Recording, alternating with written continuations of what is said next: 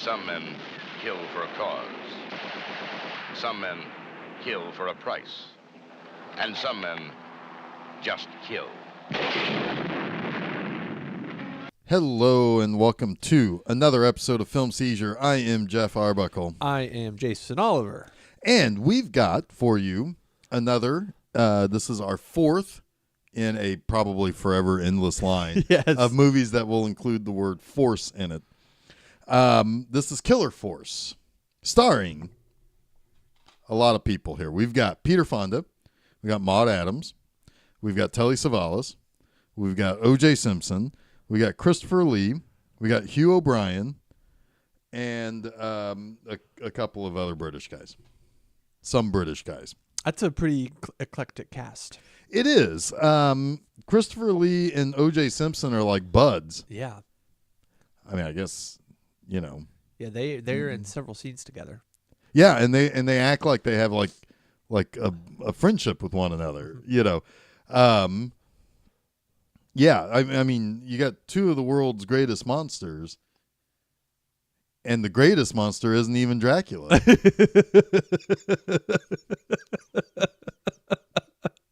Allegedly. I guess I need to say that, right? Well, he did write a book, If I Did It. Allegedly. Well, he did. He 100% wrote that book. He allegedly is a murderer. Yeah. He just, why don't I just write this book and tell you if I would have done it, how I would have did it. Why not, right? Well, he needed to murder a whole lot more people in this movie. We'll get to that. We'll get to so a little bit of story about this movie here. We were getting ready to watch Force 5. That movie That's is a better fucking movie. awesome. That movie's awesome. Killer Force was a trailer on front of it because Scorpion Releasing, who actually technically takes the credit for this DVD, even though it's Kino Lorber, I don't know. Anyway, they had a trailer for this in front of it. They had this. They had Kill and Kill Again, and another one that looked kind of awesome. That was James Coburn. Oh, yeah. That one looked really awesome. But anyway, so we thought, oh my God, this is another Force movie. Mm-hmm. We should watch it. And we did. I went immediately onto Amazon and got this for like $8 or whatever. It's got an alternate title. It does, but fuck that title. The Diamond Mercenaries. Yeah. I mean, which I guess technically is the better title. Yeah, it makes more sense. But there was like a little title card before the movie started saying, it's like this print has a different title on it, but it's best known as Killer Force. And sure enough, most of the posters I found and most of whatever, I mean, you type in Killer Force, you find this movie. No problem, right? No problem. Although you can still get it with the Diamond Mercenaries name on it.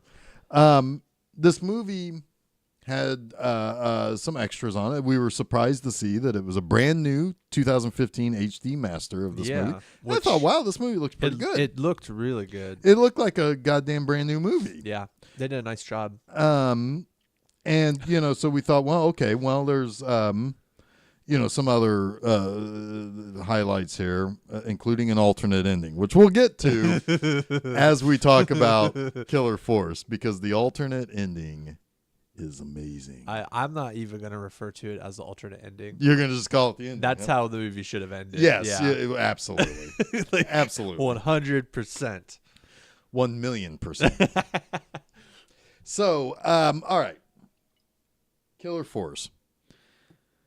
The other thing, that was the other thing I wanted to bring up about this DVD, the reason why I brought this over here. So last week, at the end of our Videodrome movie, or discussion, I said this might seem like, or it gave me the impression that there's a little bit of Most Dangerous Game in here, right? Right, yeah.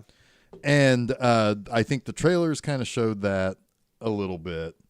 But here, right on the front, you've got Christopher Lee, Maud Adams, Peter Fonda, Hugh O'Brien, and O.J. Simpson. And it says they were professionals who killed for hire. That's not entirely accurate already, because two of those people are not. And then below, you've got badass Telly Savalas with his gun, like he's fucking evil Kojak. But the man who hunted them killed for pleasure. What do you think that is? Yeah, that seems like... That does. It seems like the most dangerous game. But Telly Savalas didn't actually kill anyone. He ordered the kill of somebody, but he also is a professional doing his job. Oh, and he killed some people. Well, we'll get to that. We'll get to the ending.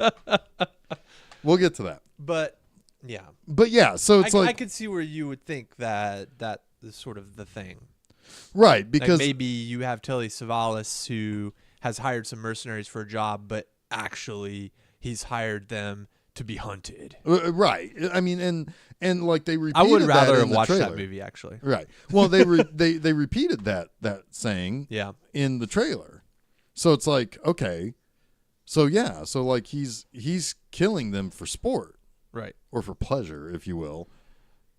And these guys are just other killers, and he just wants a challenge or whatever. Right. Yeah. Yeah. But that's not what this movie is. That's like Surviving the Game. Wasn't that that? Oh, yeah. 90s action remake of The Most Dangerous Game. Who was in that? Was it? I feel like Ice-T was in that. Was that right? Maybe. I think it was. I feel like it was. Yeah, when you say that, I just think of Ice-T talking. And I think Tom Berenger was in that too. Yeah, I think you're right. So, okay, so what this movie is we meet Peter Fonda. Yeah, but Ice-T was the homeless dude that they're hunting. There you go. Yeah. Sweet. Gary Busey. Oh, my God. That. John C. McGinley. F. Murray Abraham. I don't see Tom Berenger, but... Oh, I think I know what other movie we're thinking of. He's on the... I was getting the covers of the VHS boxes mixed up. Rutger Hauer. Yeah, there we go. All right. Hauer. Yeah.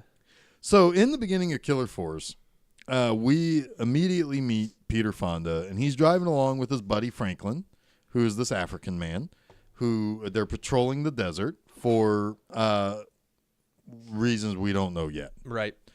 So Peter Fonda, They're just making witty jokes. They're the guy's singing a song. Got some banter. Yeah, and Peter Fonda's like, "Oh, what's that about?" And he makes up a story about what the song's about. And it's just they're having a good time, right? They seem to be pals. Yeah.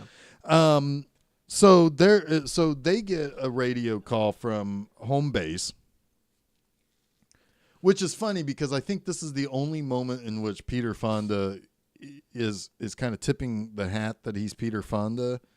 Because they say, hey, whatever, what's your position? And he's like, generally, I'm against all against all governments. Or all forms of government. They use that in the trailer, too. Right. And it's like, hey, look, we got Easy Rider. Right. Yeah, whatever. Exactly. Look at this hippie fucker. Yeah. Whatever. Anyway. You like that Easy Rider movie, right? Right. Yeah. Well, this guy's still rampaging against the system. Against the man. Yeah. Yeah. But then the guys back at home base are like, no, we quit that shit. We need a serious answer. And from that point forward, that part of Peter Fonda's character is forever gone. Yeah. Yeah. It's like in the first 5 minutes of the movie, it's gone. Anyway, so they're like, hey, we're reading this thing coming into our border. Will you go check it out? And he's like, sure, whatever. So they go and check it out. And what you find out is you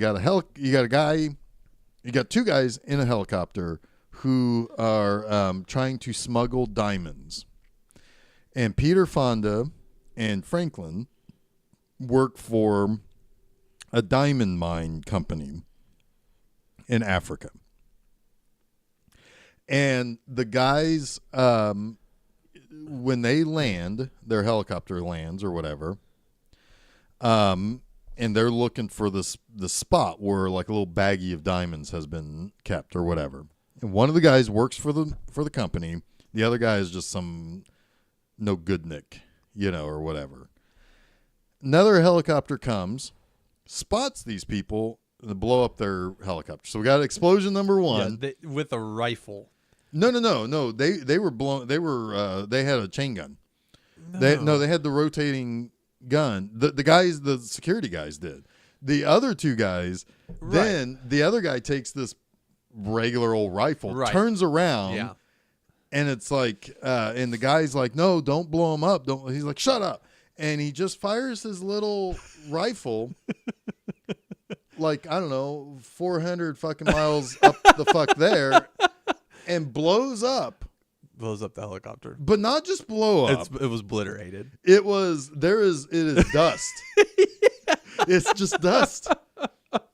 It was like a helicopter on screen, then a huge fireball, And then nothing. and then blue sky. The other guys who had that big rotary gun, that big, like the Gatling gun on their, on their helicopter, blew up their those guys' helicopter, and there was like a charred corpse of a helicopter there still, right? Yeah, right. But no, little. I want to know what kind of bullets he's got in that rifle. This is like a fucking blunderbuss. It's like a obliterator gun. Yeah. And so Peter Fonda drives up and is like, "Whoa, hey guys, look, here's the deal. If I got to come over there, you guys are fucking dead." So guy with obliterator gun stands up, shoots, and kills Franklin. Yeah. Boom. Remember his name was Franklin? Yeah, because remember I said, well, now we at least know what happened to Peanuts Franklin. Oh, he yeah. grew up and Yeah. got a job at the Diamond Mine. That was a dicey thing to have on the record. I'm not editing it.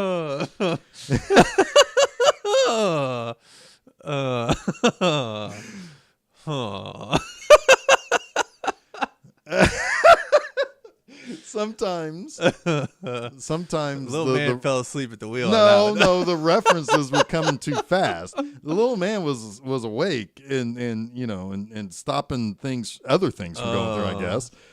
But not that. It's like there's too much. It's like Lucy at the candy factory. There's just too much. We're just gonna Oh, you said Lucy at the candy factory, and I immediately thought Lucy from Charlie Brown for a second there too. I was like, we're just gonna do this whole episode in Charlie references, Brown references. Yeah, Peanuts references. No, Lucy. Like I love Lucy. Yeah, I love Lucy. Yeah. All right, moving on. Okay, so anyway, meanwhile, back at the base, Telly Savalas has shown up. Right, and he's like top dog, big dick cheese security guy, right? And he yells at a guy for having his daughter Maud Adams, in the control room. So who are those two old white men? Okay, What's the deal? One guy. I was not following that. One guy was the owner, or the CEO or whatever. That was Maud Adams' dad. Was like the top CEO guy of the mine. I think so. Okay. The other guy was chief number 2 guy. Something. Yeah. He was another bigwig. Very important people. Yes, they were VIPs. Yes. But not Maud Adams. Get her the fuck out of there is what Telly Savalas says. She's got to go. She doesn't have clearance. I don't care who she is. Get her fuck out. Because I want to watch her go. And I got a nudie calendar right behind me on the Yes! wall. Talk about the nudie calendar. That's all it is. There's a fucking nudie calendar on the wall in the command center. Command center. Yeah, it's like, it's like, what the fuck? Like, that's not professional at all. Here we got stuffy British guys and pissed off Telly Savalas, right? They're having the scene, right? Maud Adams is there because, sure, why not? She's welcome wherever she wants to go, as far as I'm concerned. She is Octopussy. And she, just off there on the wall, right at the edge of the frame, is titties. Behind Telly Savalas' bald head is some titties. And maybe they thought, oh, this will be funny. It'll just blend in with his bald head. I don't think anyone even thought about it. Yeah. It just feels like it was just an afterthought, like nothing. It was we need to put some shit on the walls. Prop guy just put a nudie calendar. It's a big one too. It's like it's like a poster sized nudie calendar. It's what you would have in the machine shop. Yeah. Not in the control center with stuffy British guys. Right.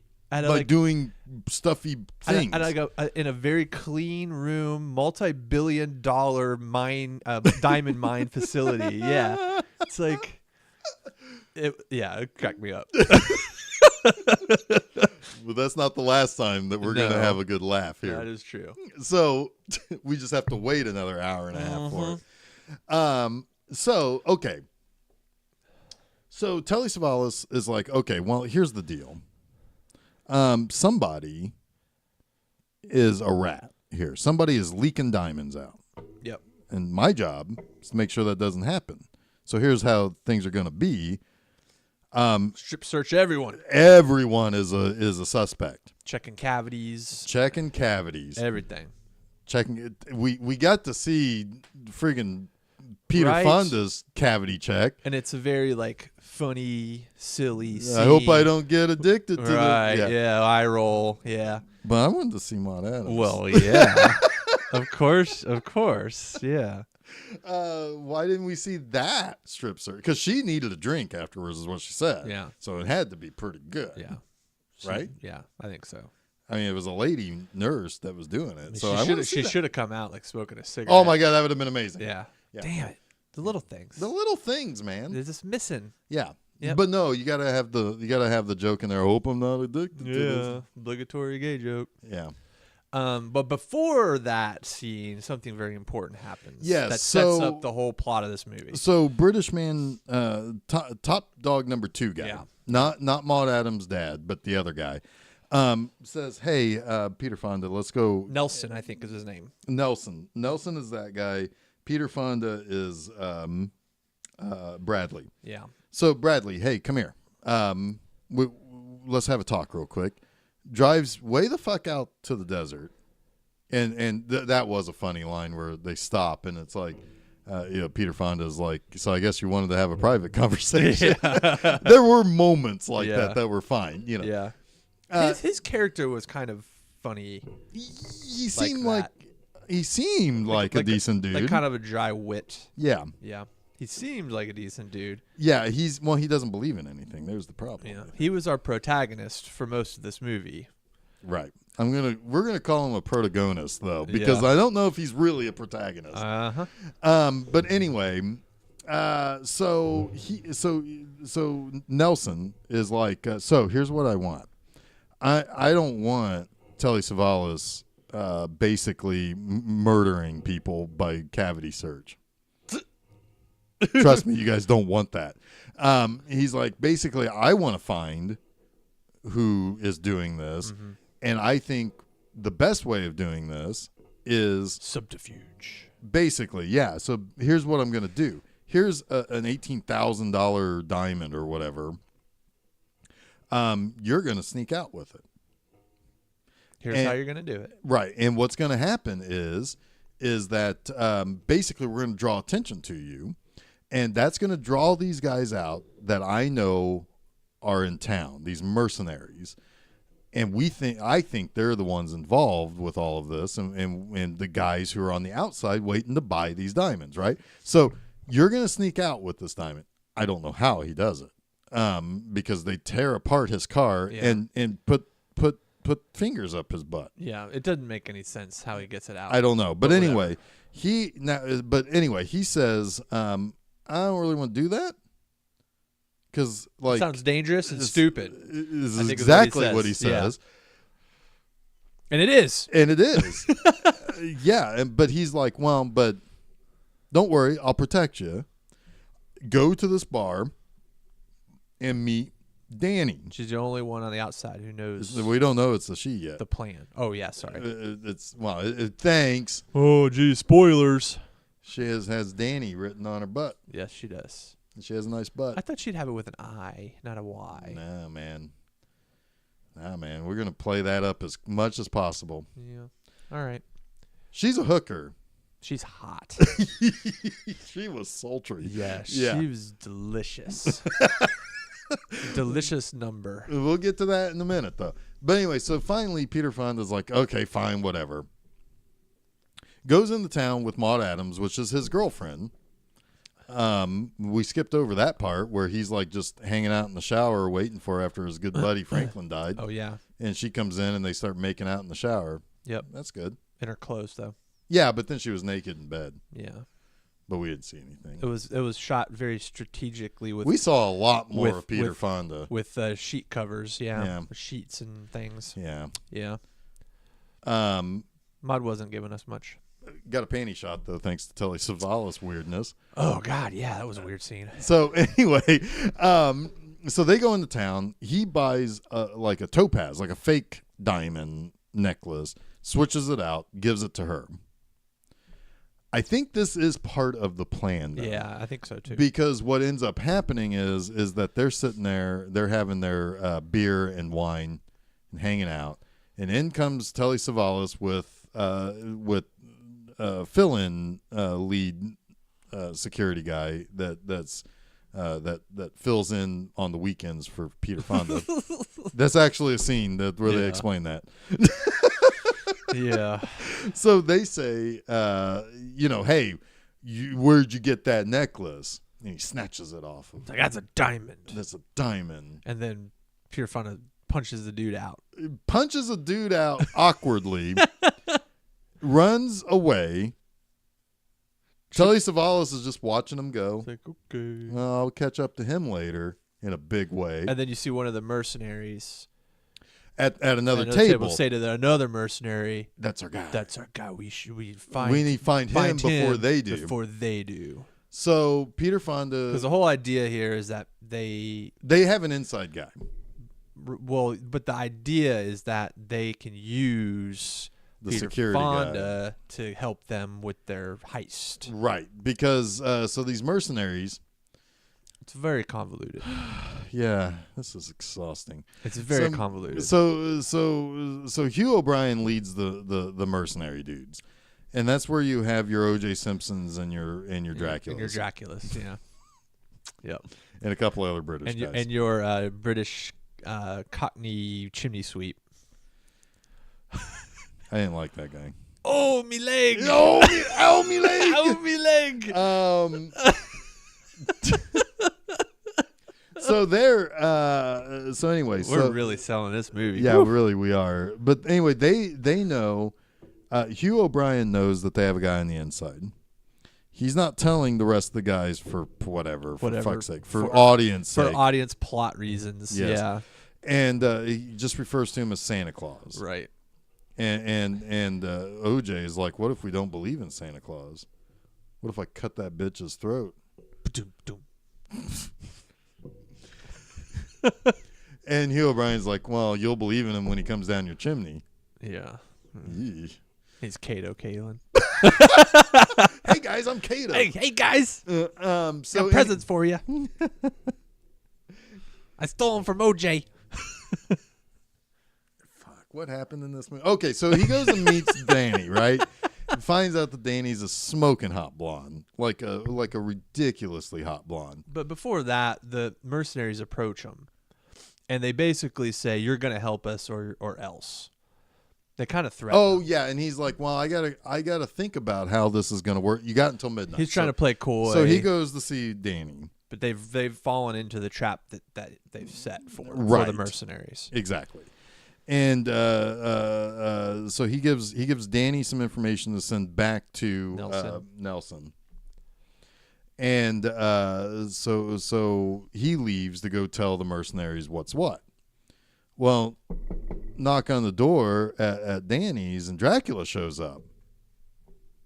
And he's like I don't know, he like smacks her around, or he's like holding a knife to her face or something. He's doing Christopher Lee stuff. But then he's like, call Nelson and tell him to meet us here. It's like, well, wait a minute. How do you know about Nelson? So he knows that he smells something fishy. Yeah.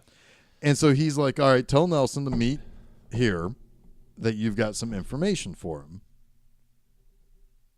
Yeah, how did he know How does he know about Nelson? I don't know. That doesn't make any sense. I don't know. I mean, later on, there's a reveal that makes it make a little bit more sense, but still, how did he know? Yeah, I don't know. So anyway, Nelson shows up, and Danny is dead, and Christopher Lee kills Nelson. And somehow they have Bradley's fingerprints on the knife. Telly Savalas is like, it's his fingerprints. I know what's up. I don't know if it was fingerprints or they just they saw somebody was an eyewitness that saw him leave. That was the other thing. It was there's fingerprints. Bradley's fingerprints are on the knife. How, I don't know. And a witness confirms that he left this building. Yeah. So they were in on it together. He killed Nelson to basically double cross everybody. And there's a hooker. Yeah. Yeah. So then Bradley, that's right, Peter Fonda. Yes. He says, I'm in. Let's rob these bitches. And here's how. I got all the deets. So they go in. And they there's like this thing that's underground that they have to find and jump over. It's literally jump over. It's a pressure sensor. It's a pressure and metal detector sensor. And it's only like 5 feet wide. So they have to long jump. So watching Christopher Lee long jump was funny. I'm sure in his very stuffy British accent said, "Do you want me to do what?" That's my bad stuffy British accent, but yes, something of that effect. But he did. He jumped, and it was awkward. It was very awkward. O.J. Simpson has gotten a job doing forklifts or something in the diamond mine. Yeah, that's right. He's already inside. Because he's going to do something to shut down the electric fence. He's got to take down the fence. Yeah, which he does it poorly. Yeah, because he has to beat up a security guard. He beats up a security guard, which immediately pulls the guy over. And he also like rams the forklift into the wires. Yeah. And it explodes, I think, because everything fucking explodes in this movie. So calling attention immediately, even though now a lot of people are paying attention to the fire, it's a little fishy. Yeah, maybe it was meant to be a diversion. I don't know. I think the plan was fucked from the beginning. So they once they get past the pressure sensor thing, Peter Fonda digs up some stuff that's got gas masks, because if they can't get into they have 1 minute to open the safe once they start doing the business. Yeah, otherwise the nerve agent gas will come down. Right. And at this point, I'm kind of like scratching my head, like, wait a minute, how is this shit here already? And then he's like, "I'm Santa Claus." Yeah. And they're like, "What? I've been planning this for 2 years." And they're all like, "What? It was you?" Yeah, and like Christopher Lee's rightfully pissed, because it's like this whole time.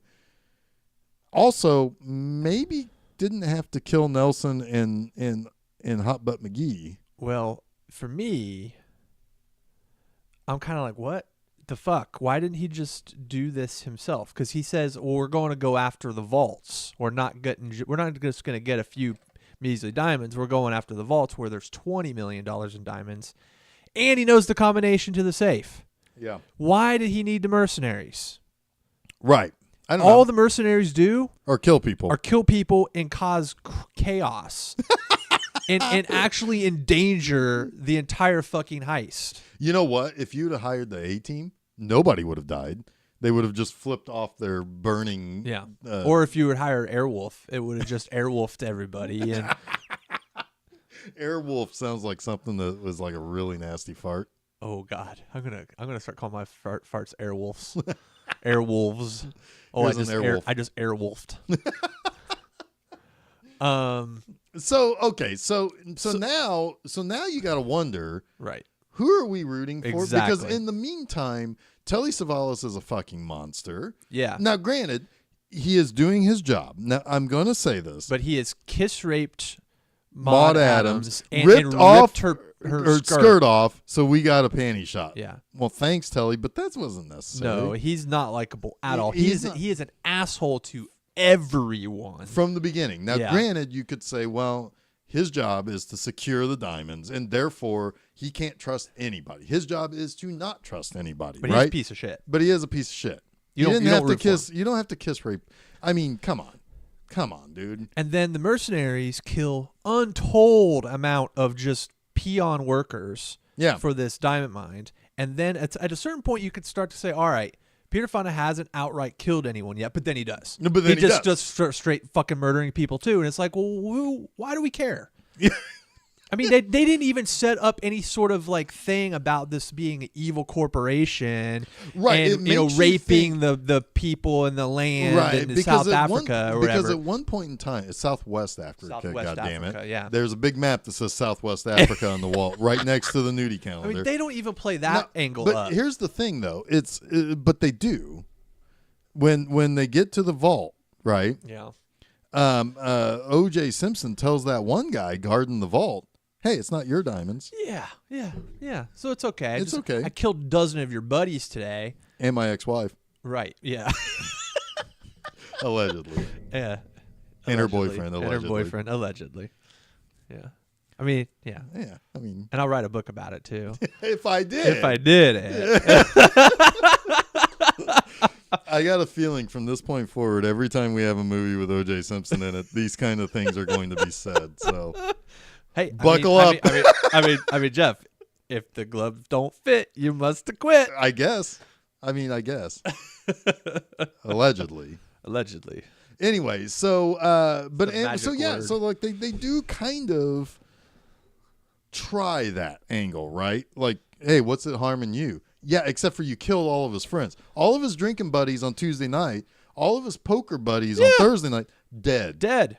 You have made this man an incredibly lonely soul now because of your guns and pew-pews. Yeah. And blow-ups. Which was all totally fucking unnecessary, because if it had just been Peter Fonda on a solo mission, he could have gotten into all these places without any sort of suspicion. If he needed a diversion, he could still have had O.J. Simpson. Yeah. Because it was clear That's that all he all needed. of those scrub workers in the industrial part of it were all locals, right? Right. So he fit right in. Yeah. I don't mean that as a bad joke. Right. It was clear. Everybody they brought in to hire on to do that work in the industrial side of things were local African guys. Right.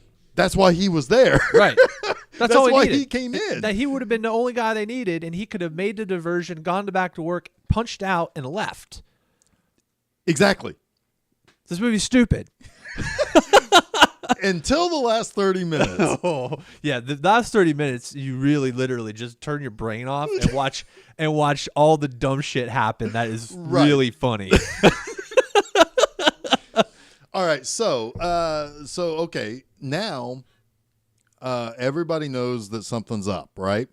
So it's time to go. You've got your bags. It's time to go. It's time to go. GTFO. Oh, they're also like dropping diamonds everywhere. Of course. I mean, ugh. So they've all got their baggies of diamonds. It's a firefight now. Yeah. Six guys against a fucking billion. Yeah. And all of Africa is out there firing back at them.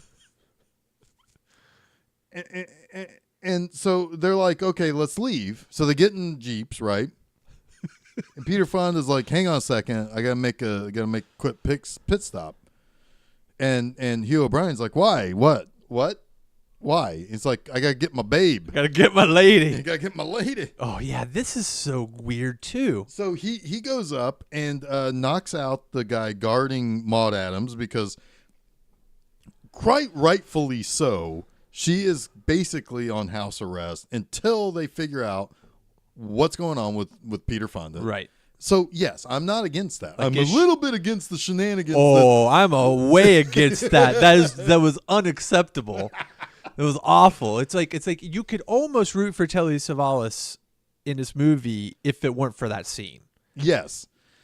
Because even that scene begins with him saying, let's start over. Right. We've been saying things that we shouldn't have said. We've been adversarial from the beginning. Let's just start over. What's going on, man? Do you know anything about this heist or whatever? And then she's like, no. And then he like pushes her up against the wall, and it's like, oh, this is getting dicey here, yeah, guys. It was way dicey. So anyway, but she is still rightfully so being detained because they don't know if she's an accomplice. We don't know if she's an accomplice. Although one would wonder if they have the authority to detain her. I mean, we're talking about a private company. Well, maybe. This sort of thing might be something that is by law. If you are here and we think you are about to make off with billions of dollars or whatever, maybe, I don't know. I mean, if a bank thinks that you're part of a robbery. Well, the bank has no authority to keep you. Well, the security guard might knock you down and hold you down or something. Well, security guard's there with a gun. I mean, I don't know. But I don't know. I mean, this is some country.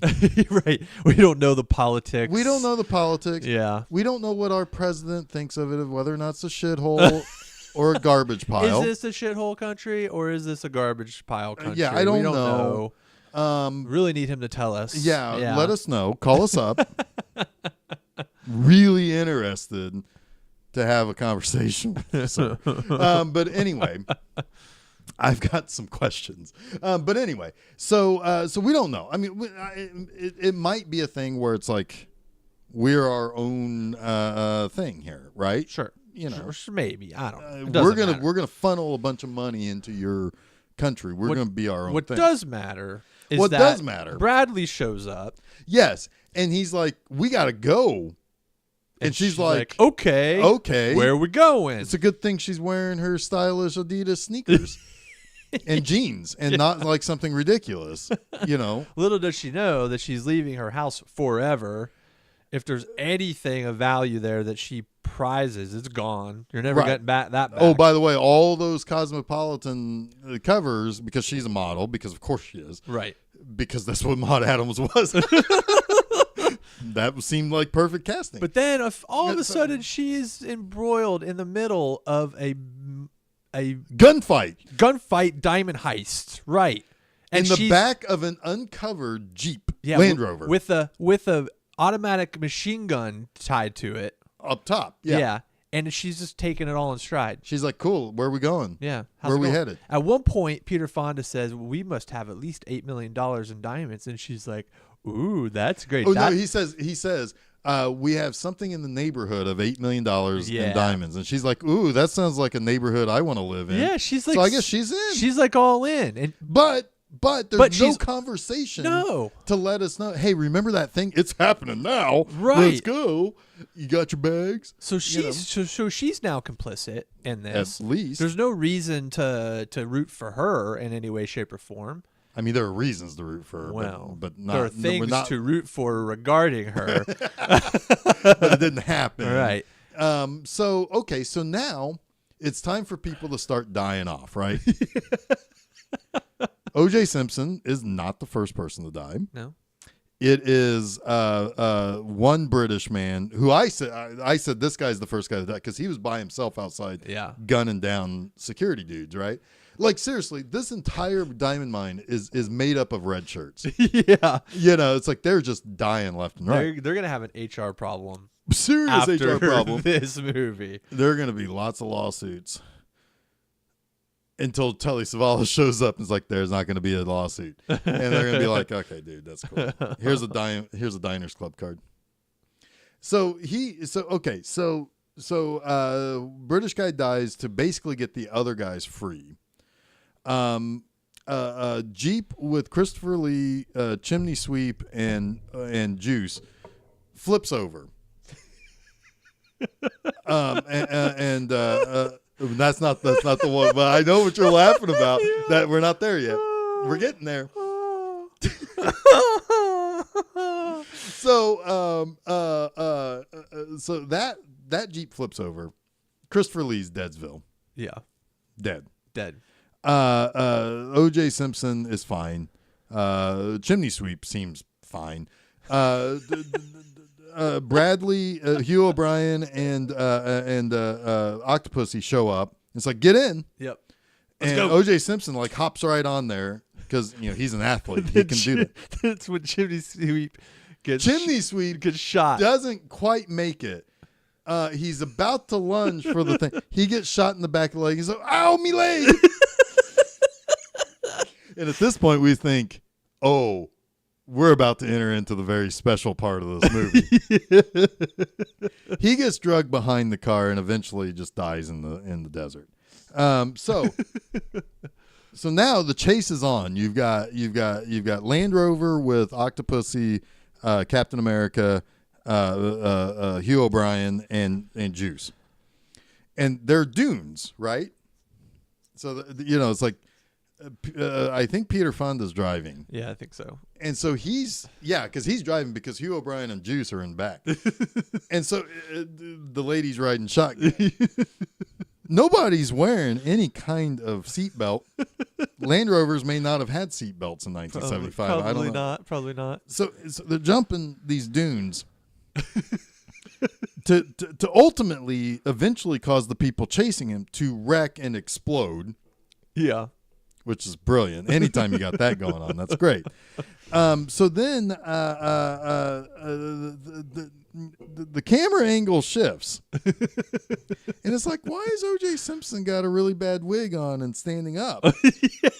Because then right as they're about to hit a dune, that guy, whoever he or she may be, of whatever indeterminate race, jumps. They hit the dune. Everybody flies out. They all jump out of the car. I'm pretty sure that Maud Adams was played by Bruce Jenner because that was a big dude playing her, a big dude. And Hugh O'Brien may have just been there. He's like, fuck it, I'll do it. I don't know. I mean, he's A1 tough guy in this movie, so I'm guessing he's just like, I'm doing it.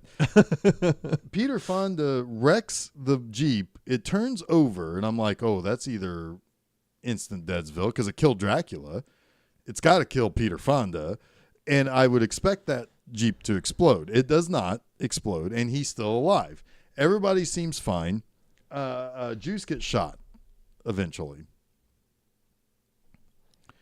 And some stuff happens, and some guys chase after him. They hole up on a mountain, and I think a Jeep explodes at some point. Yeah, lots of things are exploding. Stuff is exploding. There's pew-pews, there's guns, bullets everywhere, whatever. So so Maud Adams and Peter Fonda are the only guys left now, right? What about when Telly Savalas shows up? And is in his dune buggy. My God! So Telly Savalas, a famous bald man. He is the Vin Diesel of the 70s. I just made a comment before this too. That man, he's got to put some sunscreen on that bald head in the desert. And so you see him in his Jeep, quotation mark, jump a small dune, right? And it's like, oh my God, we got to rewind this. It's a man with just a bald cap and on. It's really wrinkly. It looks like a swimming at cap. all. Yes. It looks so bad. And it's like he doesn't have to wear sunscreen because he's got the bald cap. Oh, yes. To protect his head. He wears a bald cap over his bald head to protect his bald head from the sun. He will wear no hats. Right. So we're getting here to because I'm guessing somebody's like, all these other guys are wearing these like desert hats, right? Like with the flaps and everything. Telly, you really probably should. Nope. That mole on your face is looking angry these days. Yeah. Maybe you should cover up everything else. And he's like, no deal. Okay, Kojak. Bald is beautiful. Bald is beautiful. Okay, Kojak. Okay, Kojak. Whatever, man. So yeah, we're down to just let's just get to the end here. So Hugh O'Brien gets killed. He gets shot right in the squibs. Yeah. Right. And he takes a couple squibs. Yeah. And so Maud Adams and Peter Fonda are like, okay, well, there's a helicopter. We're going to get in this Jeep. We're going to get in this Land Rover. We're going to get this Land Rover. We're going to take that to the helicopter. Right. So she's like, he pulls up. It's like, there's the helicopter. Can you run for it? Oh, when they first get the Jeep, it's like, can you make it to the Jeep? And she's like, only one way to find out. She just that is not running. A plan. No. That is not a plan when there's a fucking serious like torrential downpour of bullets. An hour earlier, she was just lounging at home eating like Rice Krispies or something, reading one of her magazines. Right. Yeah, and then all of a sudden, like an hour later, she's sprinting for the Land Rover, hoping she doesn't get shot. And she's like, no cool. Big deal. It's cool. It's cool. I've done this before. I don't believe that, but okay. So then they get to the helicopter, and he's like, the helicopter's way the fuck over there. Can you make it? And she's like, yeah, what about you? I got something to do. So he drives up. I think he's driving to the helicopter. No. He's running that son of a bitch off a cliff, right? To make it look like diversion. Right, yeah. So it gets to the side of the cliff. And then it starts the front wheels go off the cliff. And then boom! The thing fucking explodes. Apparently, this truck is rigged that if all four tires are not always on the ground, that it explodes immediately. Right. And it did. So they get into the helicopter and they start taking off. And I'm going to talk about the alternate ending. Okay. Not the real ending that should have been. Okay. All right. So the ending that's for some dumb reason tacked on to this actual movie, that's when he's like, hey, by my count, we're somewhere in the neighborhood of $8 million. What do you think about that, babe? Yeah. And she's like, yeah, I can live in that neighborhood. Yeah. Sure. And then they're in the helicopter. And the guy, and Telly Savalas is like, hold your fire. And the new security guy who stepped up who next man up at that company now that Peter Fonda is a fucking international criminal. He's like, what's going on? And he's like, it's a small world. I'll find them eventually or something like that. Freeze frame on his fucking face. Yeah. Credits. Yeah. And we're like, what? Yeah. And I'm like, okay, that's lame as fuck. We were pretty upset. So the movie ends. We get back to the main menu, and in the interactive menus that came with this movie, it says, "This is the real ending. You should click on it and watch it." And I said, "This is the real ending. We should click on it and watch it." So we click on it, and they take off in the helicopter again. We're somewhere in the neighborhood of $8 million. Yeah, well, I want to live in that million. That wasn't the joke. The joke was, let's live somewhere without sand. The $8 million. That's after the anywhere without sand. Yeah. I could live in that neighborhood. Well, it's better than any place with sand. Whatever. And I'm thinking, they're gonna, right? Because it's like I knew it's real. It's real quiet. Like this seems too easy. I right? thought that what happened was gonna happen when we were watching the movie with the ending that they showed us first. Right. So what happens? Like, oh my God, it's great. So. Because you could tell too that there was like an ADR moment where he says it's a small world, I'll find them, right?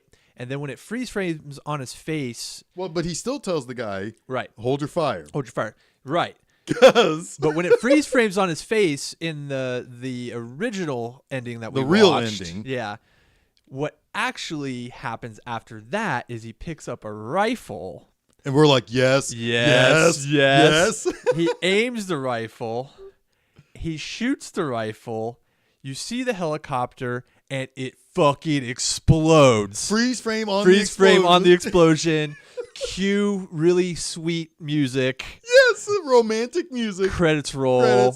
Perfect. Beautiful. This movie earns... It is now. We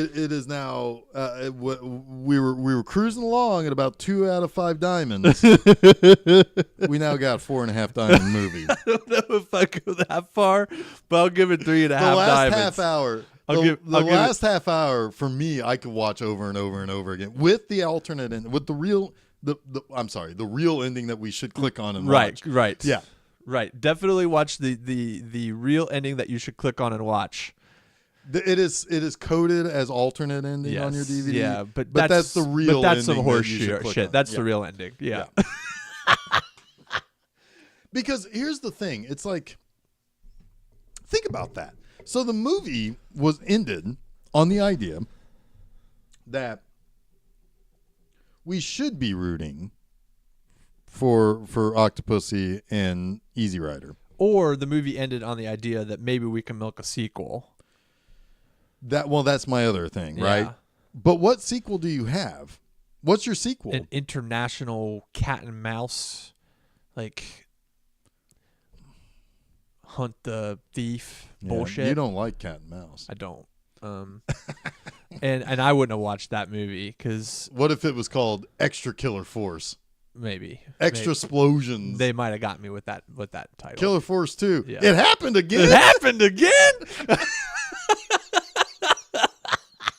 So okay, all right. But you can tell the real ending is the alternate ending. Yes, So either it absolutely. didn't test It well, didn't test well or something. Yeah, or they thought sequel, yeah. or they thought, well, we can't have the lovebirds die. That's a bummer. This is Right. our dumb, stupid exploitation movie. But they both suck. They both do suck. But they also probably think, well, we can't have the guy who basically kiss raped Well, Maud it was Adams. 75. Yeah, but that was still pretty lecherous. they could have cut lecherous. that. They could have cut. They could have cut that out. Lecherous is the word. Lecherous is the word I'm You looking could for. cut. You could cut that shit out, right? And then have I him bet win it- because it's like Kojak, man. It didn't. Kojak. I'm sure it didn't test well. No, I'm guessing not. I Yeah. guess. Whatever. Those people are fucking stupid. They are fucking stupid because it is the only way to end that movie. It's an explosion. It's a fucking. It's a fucking helicopter gun. Yes, these guns in Southwest Africa have Can take down a exploding fucking bullets. They're helicopter. amazing. Either the helicopters are just really shit. They're like Yugos, or not Yugos, Pentos, or these bullets are magic. Yeah, yeah. I'm gonna go with magic. I think this is magic. I think that ending was magical. It could be a little column of A and column of B, a little bit of both. A little bit of both. A little bit of both. So Some shoddy helicopter manufacturers. I guess. I mean, would you buy? I mean, outside of like I don't know, Huey, would you buy a helicopter from somebody else? I mean, What? would you buy a helicopter from someplace else other than the brands you trust? What are the good brands? The Huey. I don't know. That's Oh, about it. If I were in the market for a helicopter, I don't know. Well, okay, so somebody pulls up a truck, right? They pull it up, and it's like this is 100% Southwest Africa. I would not buy that helicopter. It worked on a diamond I mine. would not buy that helicopter. Okay, all right, that's the answer I was looking for. A little tip for you guys. Welcome back to helicopter buying talk with Jason and Jeff. A little tip for you guys. Know your manufacturer. Know your manufacturer, and Southwest African diamond mine helicopters were made purely of gasoline. Yes, they're gonna explode. they will explode. With a little, you shoot a cap gun at it. Yeah, it's gone. it doesn't take much. It doesn't take much. No. So I have a secondhand Peter Fonda story. Oh, really? It's not really that exciting. Oh, dang. So well, now it's sad. Well, but I mean, it's interesting. It's interesting. Okay. Okay. I'm 2 degrees from Peter Fonda. Oh, Well, 1 degree from Peter Fonda, really. So my wait, you know Peter Fonda? 2 degrees from Peter Fonda. How does that degree thing work? I don't know. If you know Peter Fonda, you're 1 degree. Okay. So I'm one degree of Kevin Bacon would be I know Kevin you Bacon. know Kevin Bacon. You're just buds, Sweet. or you're fucking him. Whoa. Yeah. Or I you're would think related. that would be a -1 degree because you're in. Ooh, like you 0 degrees from Kevin Yeah. Bacon because you're one flesh with Kevin Bacon. God. You really made that gross. Yeah. well, we did watch a Cronenberg movie last week, Yeah. so Oof. I've still got a little bit of residue from that. Yeah. Take a shower, dude. Yeah. So okay, so my brothers, I have 3 brothers. 2 of them are twins, and they went to Montana State University for a year. I went to Montana because the family went out there to check out Montana State's campus and everything. So I was out there, summer of whatever that would have been, 84, I guess. 83 or 84. 84, I think. So anyway,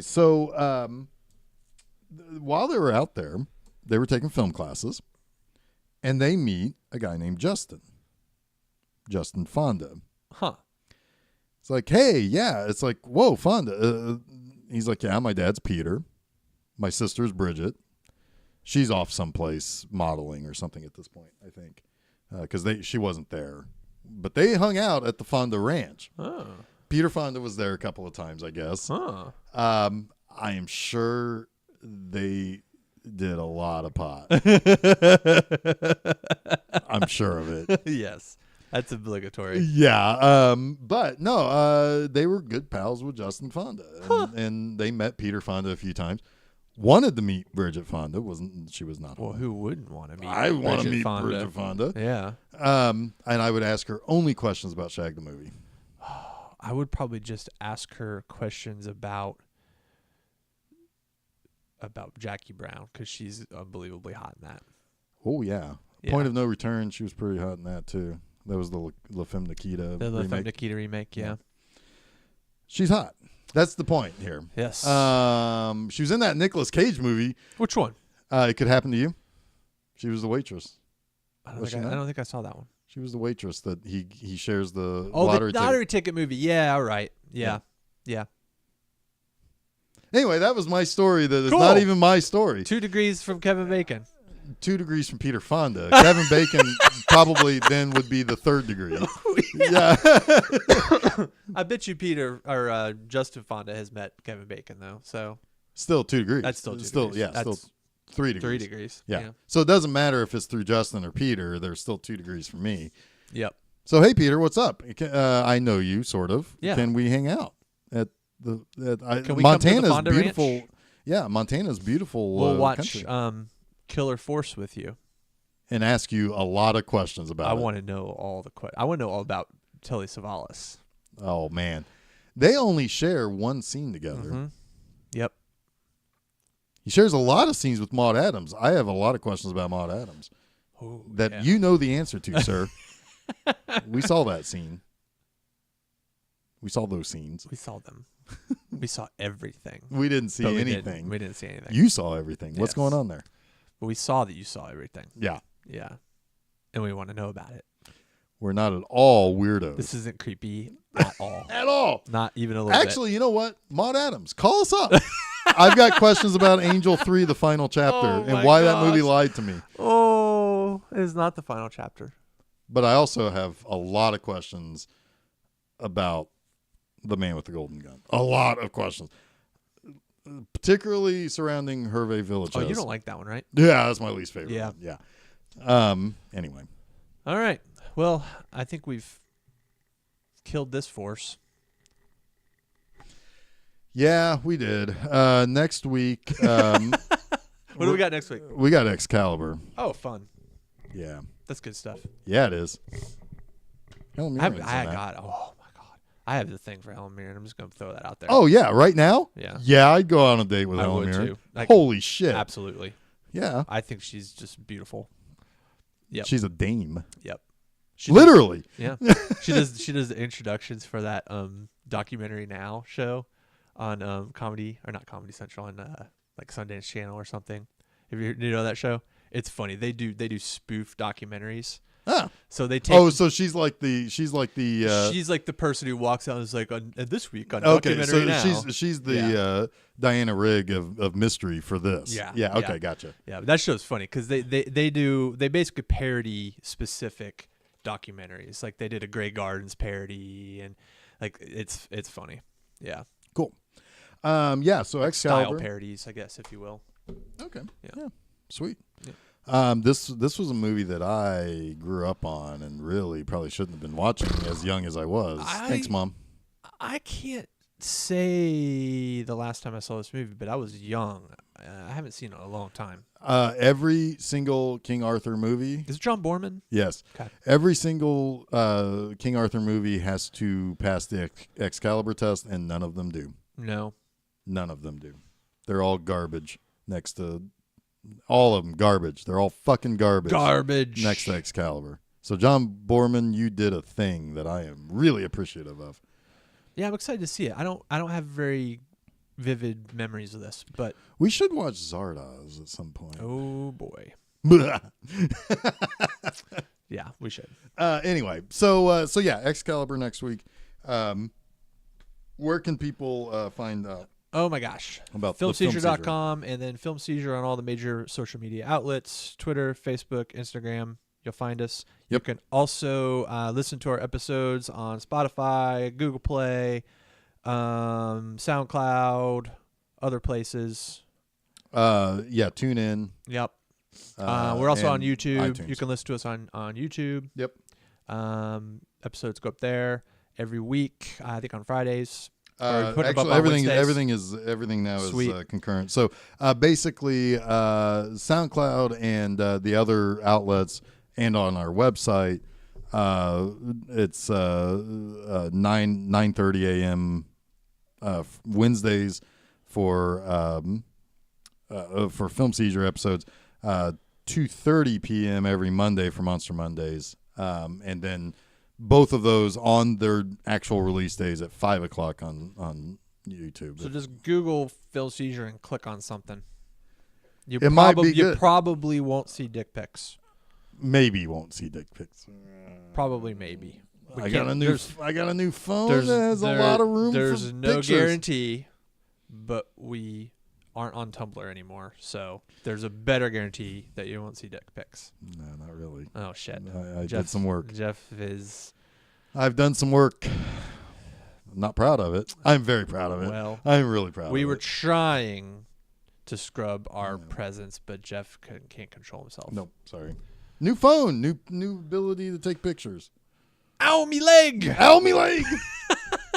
And then on Friday mornings, I've got bmovieenema.com where you can read about me watching sometimes good movies, most of the time bad movies, sometimes movies that are bad, and I know they're bad, but I still like them anyway. Fair enough. Yeah. That's what's what. So until next week when we go visit the lady in the lake, I am Jeff Arbuckle. I am Jason Oliver, and you have been listening to Film Seizure. When he sets his sights on you, there's no place on earth you can hide.